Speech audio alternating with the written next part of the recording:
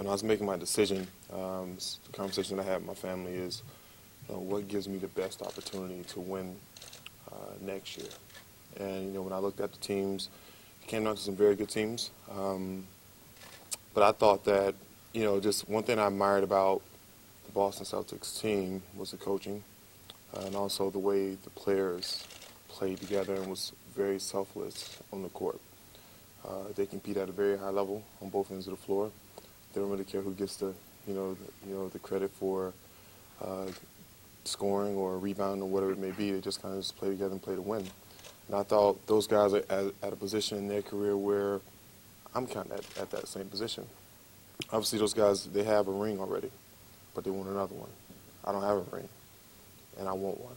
So I felt like their hunger and their focus was at a different level. There were some other good teams out there that I really looked at that I thought could compete for a championship, but these guys just came off an NBA Finals appearance, and obviously they've won one, so they know what it takes to get there. And really thinking about it and talking to my family, thought this is the best fit for me.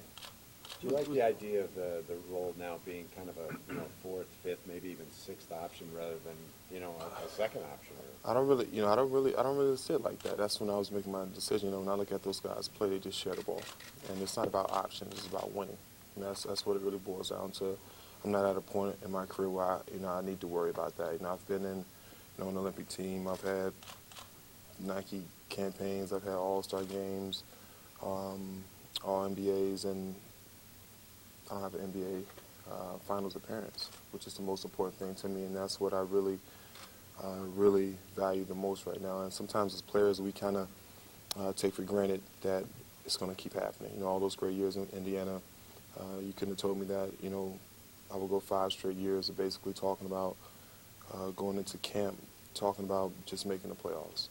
It's a big difference when you talk about, in camp, when you come to camp talking about a championship run and talking about trying to make the first round.